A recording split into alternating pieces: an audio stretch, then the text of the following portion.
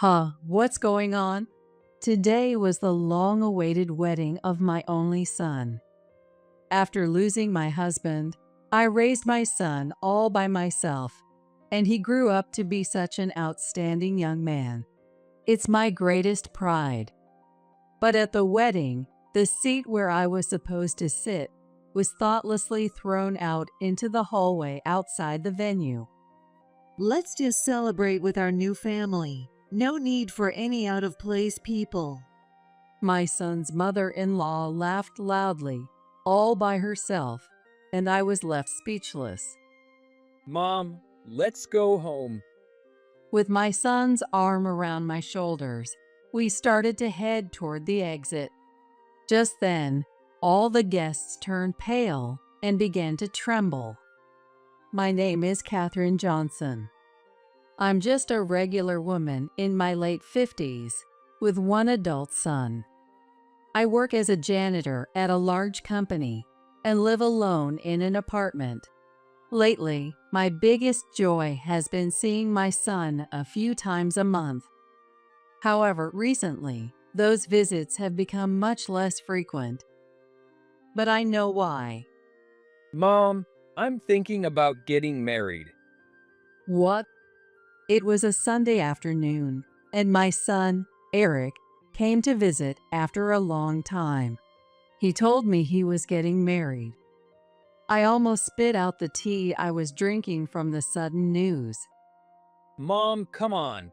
You're overreacting. Here, take a tissue. Oh, thanks.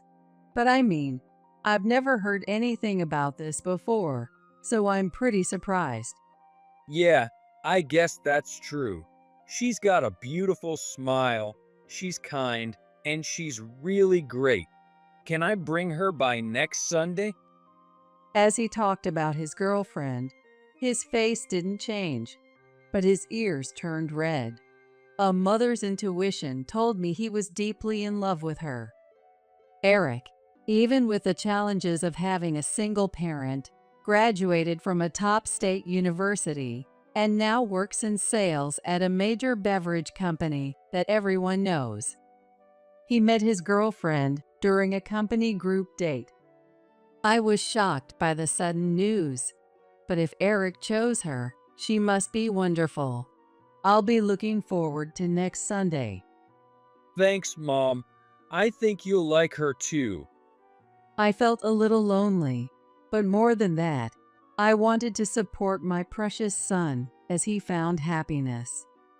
I thought about that as I saw him off that day. The following Sunday dawned with perfect weather. Today's the day Eric is bringing his partner. I cleaned the house thoroughly in the morning, got myself ready, and waited for the two of them to arrive. Ding dong. The doorbell rang, and I hurried to the door. Coming. Good morning, Mom.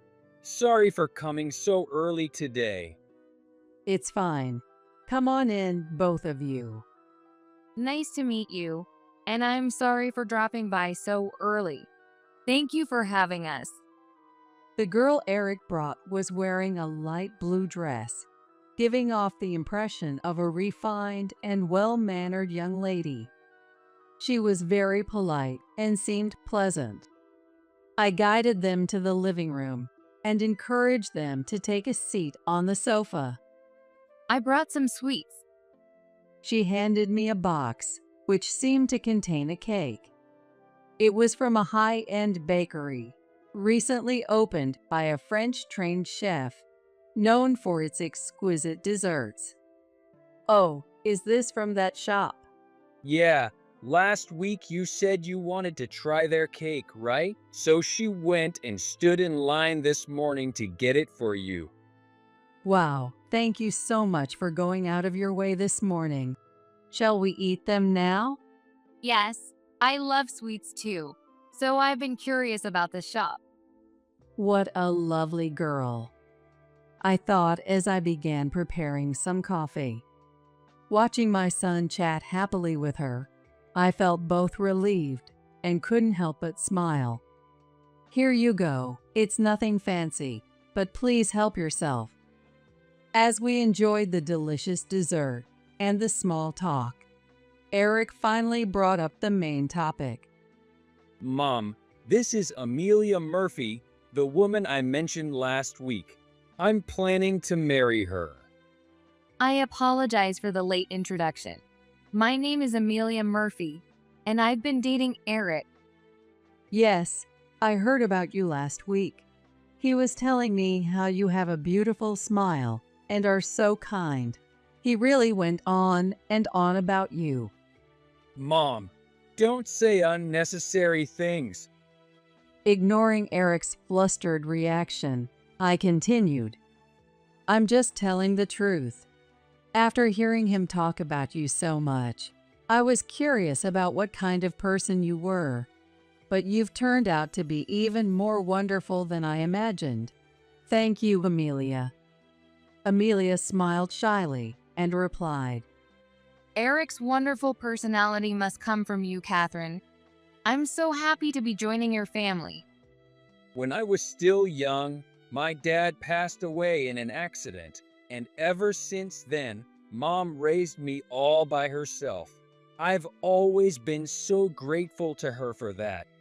Thank you, Mom. I remember seeing you work late and fall asleep on the sofa. I've always wanted to do something to repay you, and I know many people don't have weddings these days, but I want to have one. I want to properly show my gratitude, and Amelia supports this too.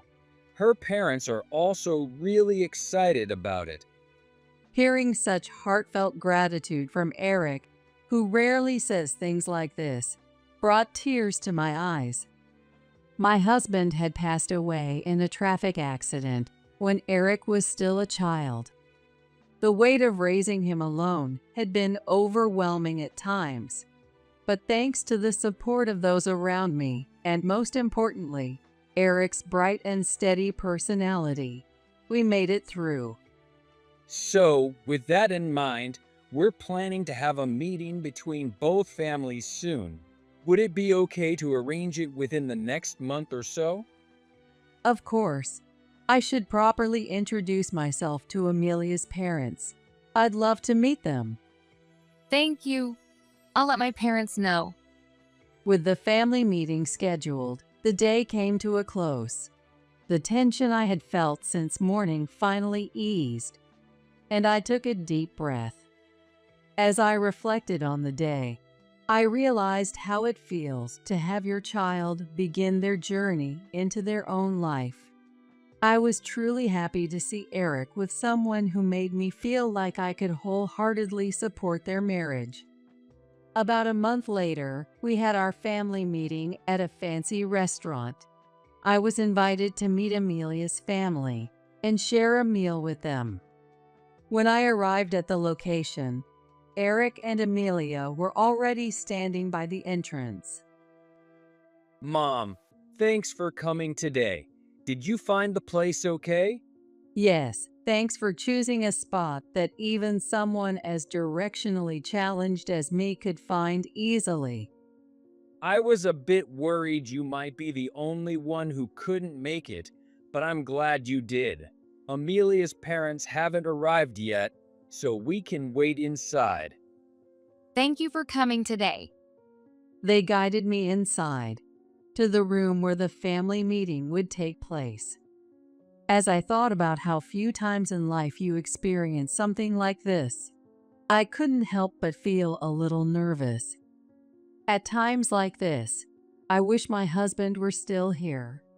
I took out the small picture of him I'd brought along and set it on the table. After a short wait, I heard voices and footsteps approaching. It must be Eric and Amelia with her parents. The sliding door quietly opened. I'm so sorry to have kept you waiting. The first person to enter the room was a large man. This must be Amelia's father. Oh no, I think I arrived a bit too early. The man, who had a cheerful demeanor, bore a resemblance to Amelia. Next, a woman entered, clearly Amelia's mother, judging by her high-end designer clothes and the jewelry covering her from head to toe. She was dazzling, and I had a gut feeling that we were complete opposites. Amelia's mother looked me up and down from head to toe, then gave a rather indifferent greeting. Hello. Hello, nice to meet you. I'm Eric's mother, Catherine. I'm Amelia's mother. Hey, greet her properly. Amelia's father gently chided her mother, who looked displeased. Thus began the meeting of both families. But Eric skillfully managed the situation, and things proceeded smoothly. It seems that when Eric visited Amelia's parents to introduce himself, he referred to me as a mother to be proud of, and Amelia's father, Greg, asked me this. I've heard you raised Eric all on your own, and he turned out to be quite a man. That must have been tough at times, wasn't it? Yes, indeed. My husband passed away in a sudden accident when Eric was still very young. I often worried about whether I was making him feel lonely or if I was raising him well. But every time I thought I couldn't handle it, Eric would just hug me without saying a word. He doesn't remember this, but his kindness is what helped me push through.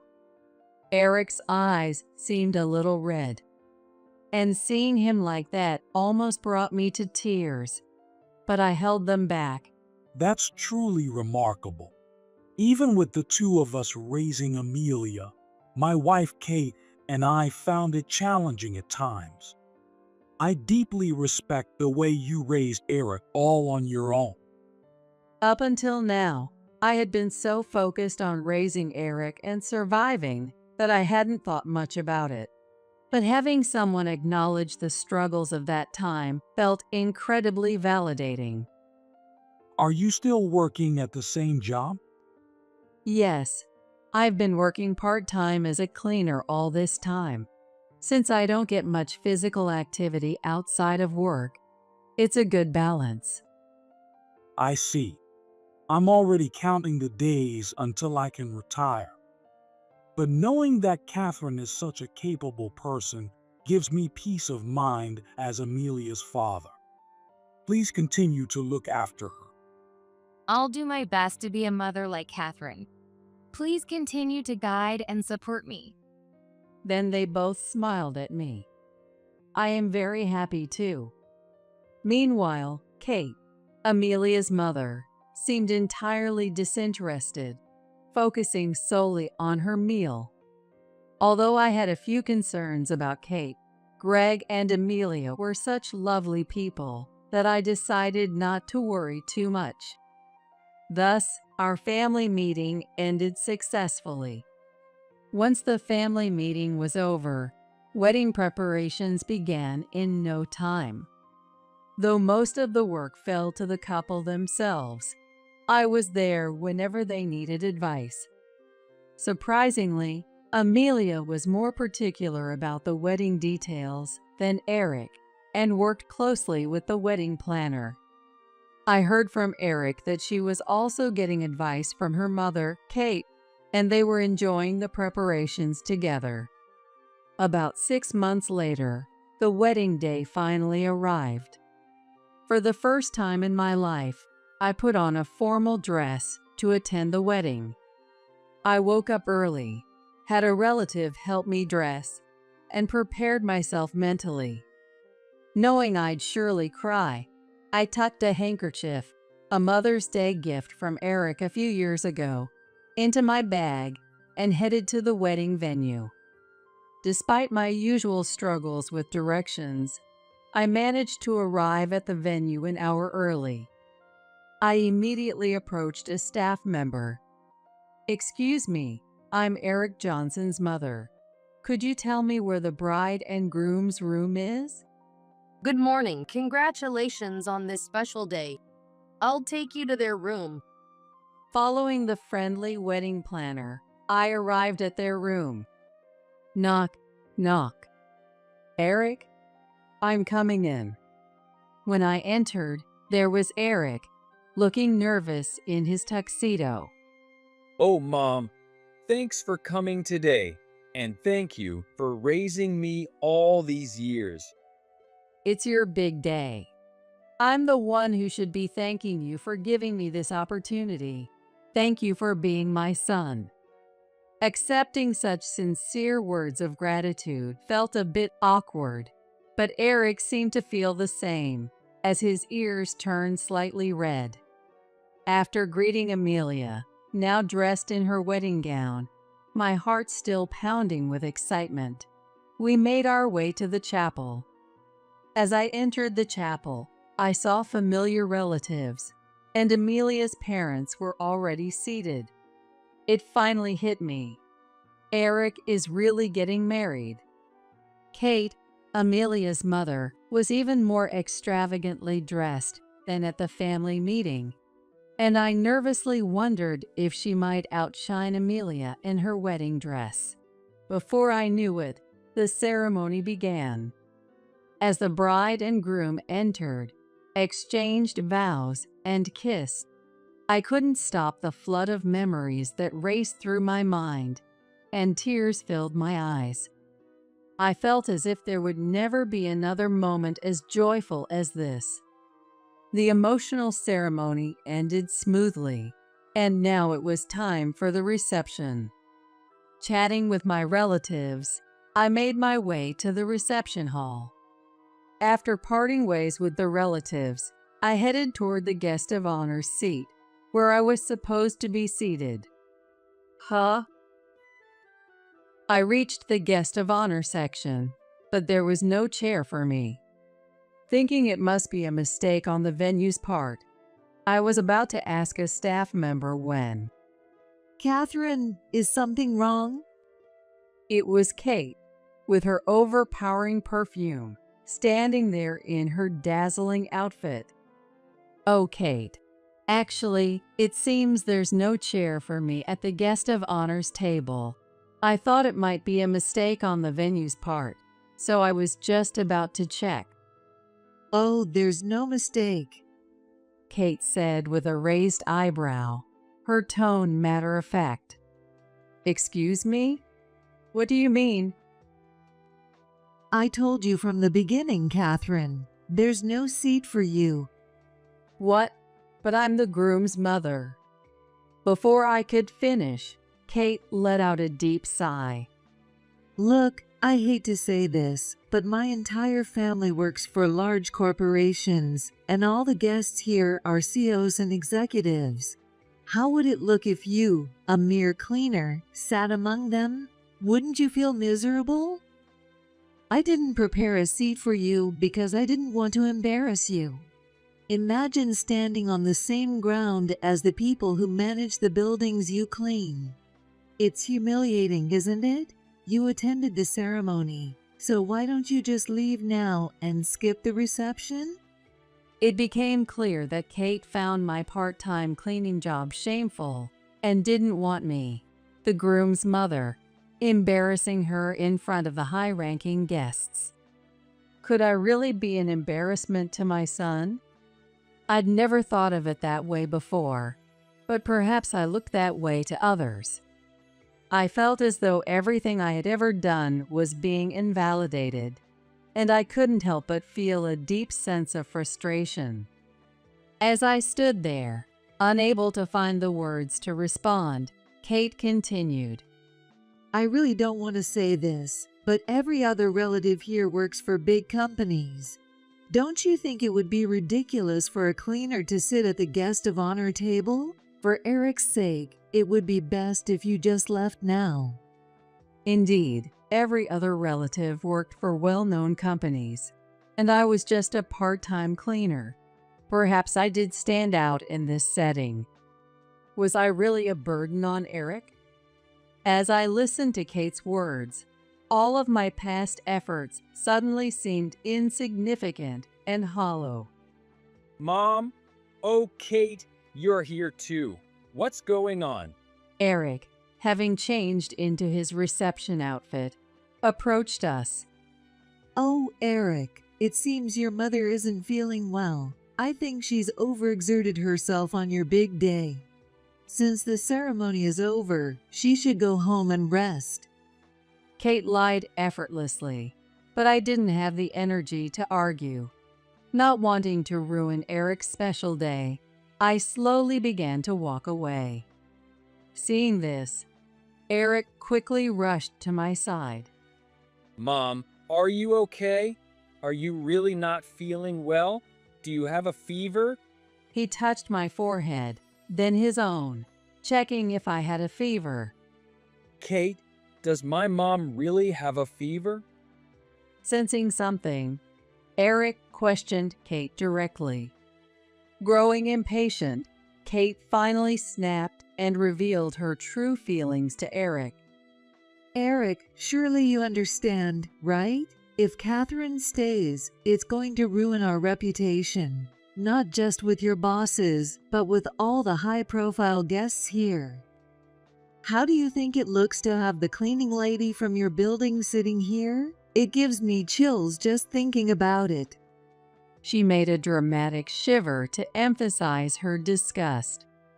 Never mind the out-of-place people. This is a joyous occasion. Let's celebrate with our new family. It would have hurt enough to hear these things whispered behind my back, but to have them said right in front of my son, who was proud of me, was unbearable. I was so miserable. Just as I thought that. Mom, let's leave together. What? Eric, you're the groom. What about Amelia? I won't allow this. A panicked Kate grabbed Eric's sleeve to stop him, but he shook her hand off. It was as if her words didn't reach him at all. By now, the commotion had spread throughout the reception hall, and I could feel my face turning red with both embarrassment and guilt toward my son. Though I could sense something different in him after he told me we should leave, I let him lead me by the hand, and we reached the entrance of the hall. Just then, a man in a luxurious suit walked past us into the hall. Catherine. The man called my name, catching me off guard. Kate, the other guests, and even the staff all froze, their faces turning pale as they began trembling. The man who had just entered was none other than the chairman of the major corporation where Kate and her family worked. He was so high up in the company that even employees rarely had any direct interaction with him, much less being recognized by name. The sight of him calling me so casually sent a wave of shock through the hall. Catherine, thank you so much for everything you've done. I'm honored to be invited to Eric's wedding today. In truth, the chairman and I had a long history. It was 27 years ago, and that day my husband, Eric, and I went for a walk in the park. The fresh air feels nice, doesn't it, Eric? I still vividly remember baby Eric looking up at the bright blue sky with his sparkling eyes. My husband gazed lovingly at him as we enjoyed our walk back home. We were just about to cross a large intersection near our house when it happened. As we started crossing, a car ignored the red light and barreled toward the crosswalk. A man crossing just ahead of us was seconds away from being hit. Watch out! Without thinking, I pushed the stroller back onto the sidewalk and grabbed the man's arm, pulling him to safety. In doing so, my husband stepped forward to protect me and was tragically struck by the car. He never came home. It wasn't until much later that I learned the man I had saved that day was the chairman of a major corporation. After the accident, I was in a daze as I conducted my husband's funeral as the chief mourner. At my husband's funeral, the chairman came to pay his respects. I offer my deepest condolences. Mrs. Johnson, I owe my life to you and your husband. I hesitated to come today, but I wanted to thank you for saving my life. You probably don't want to see my face right now, and I'm truly sorry for being here. He looked exhausted and on the verge of tears. Please raise your head. Both my husband and I are glad we could save you. Please honor the life my husband saved by living each day to its fullest. That's all I ask. After that conversation, the chairman revealed his identity to me. He continued to express his deep regret and offered to transfer 20% of his company's stock to me as a token of gratitude. I refused many times, saying it wasn't necessary. I know this won't ease the deep sadness you've experienced, but if, at any point in the future, this can be of any help to you or Eric, I hope you'll accept it. Eventually, his insistence wore me down, and I became a shareholder in his company. Surely not. I didn't know. Catherine is one of our shareholders? That can't be true. Kate, now pale and sweating, shakily reached for her purse. In her haste, a receipt fell to the floor. It was a receipt for the custom-designed, high-end couture dress she had bought for the wedding, costing several $1,000s. Seeing that receipt triggered a sense of unease in me. This amount. Chairman, would you mind taking a look at this? Oh, this, Kate was flustered, unable to form coherent sentences, as the chairman examined the receipt. After a brief glance, he calmly responded, This amount matches the recent expense reports we've been investigating at the company. The sum matched the exact figure that had come up during the shareholder meeting I had attended last week, where an issue with unauthorized company expenses had been raised. The receipt was undeniable proof that Kate had been using company funds for her personal luxury. Kate Murphy, I've heard quite a lot about you. The expenses coming from your department are significantly higher than those of others. We'll be conducting a thorough investigation with the help of an accountant after this, so prepare yourself. Though the chairman smiled, his eyes were cold and unyielding. The wedding continued slightly delayed, but without Kate. Eric had made sure I had a proper seat at the guest of honor's table, where I proudly watched my son's special day unfold. As for Kate, after the scandal, accountants and police got involved. She was sued for damages by the company and ended up with a massive debt. She was also divorced by Greg, and now in her mid-50s. She lives alone, struggling to pay off her debt while working at a grocery store and a night bar, or so I've heard. As for me, I used the money I had been saving for the future to build a two-family home where we could all live together. Amelia was the one who suggested we live together, and I couldn't be happier. I now live with my son, his wife, and our adorable 2-year-old grandchild. Our grandchild is just as lovely as Eric and Amelia is now expecting their second child. We spend our days joyfully wondering whether it'll be a boy or a girl, and those moments are my greatest happiness. The humiliation I faced on Eric's wedding day will never be forgotten, but it made me appreciate the happiness I have now more than ever.